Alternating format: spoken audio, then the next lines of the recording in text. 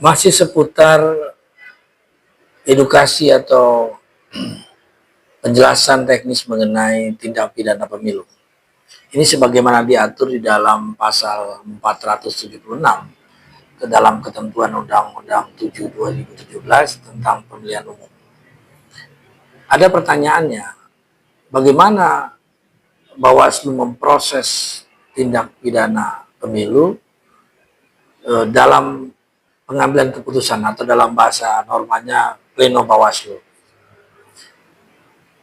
Jadi ketika sebuah temuan dan atau laporan yang diterima Bawaslu, dilakukan proses registrasi atau penomoran terhadap dugaan pelanggaran, maka dilakukan yang namanya kajian.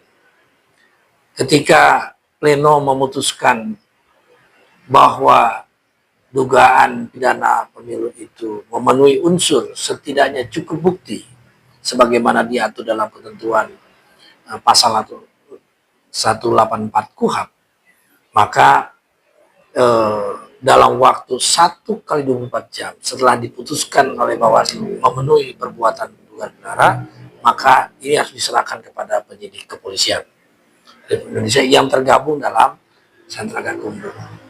Nah, ketika berkas perkara yang disampaikan dan diplenokan Bawaslu memenuhi diserahkan penyidik, maka penyidik punya waktu selama 14 hari untuk melakukan penyelidikan lebih dalam atas sebuah peristiwa agar menemukan titik terang dari apa yang disebut dengan dugaan pelanggaran pemilu itu.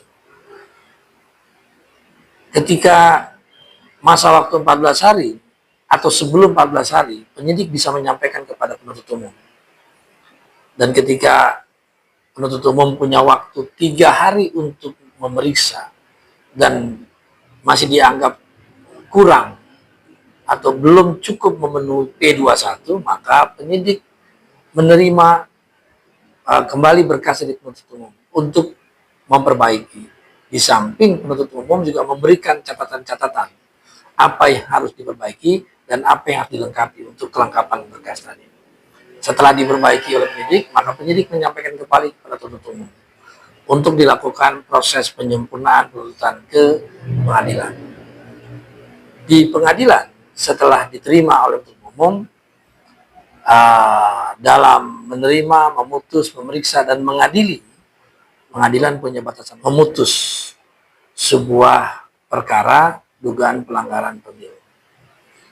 Nah, ketika pengadilan sudah memutus seseorang yang diduga melakukan tindak pidana pemilu, maka tugas jaksa itu melakukan eksekusi atau menindaklanjuti putusan ketua pengadilan.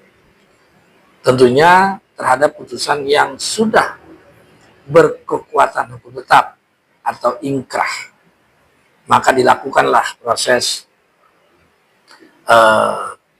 oleh jaksa sebagai tindak lanjut putusan ketua pengadilan. Nah, ini dilakukan oleh pengadilan dalam batasan waktu 7 hari kerja, ya, ketika pengadilan memeriksa, memutus, mengadili sebuah perkara. Sekalipun dimungkinkan adanya banding, ya, perkara atas putusan terhadap seseorang yang telah diputus, itu dapat dimungkinkan ke pengadilan tinggi, ya, untuk diperiksa di pengadilan tinggi. Demikian yang bisa saya sampaikan. Terima kasih.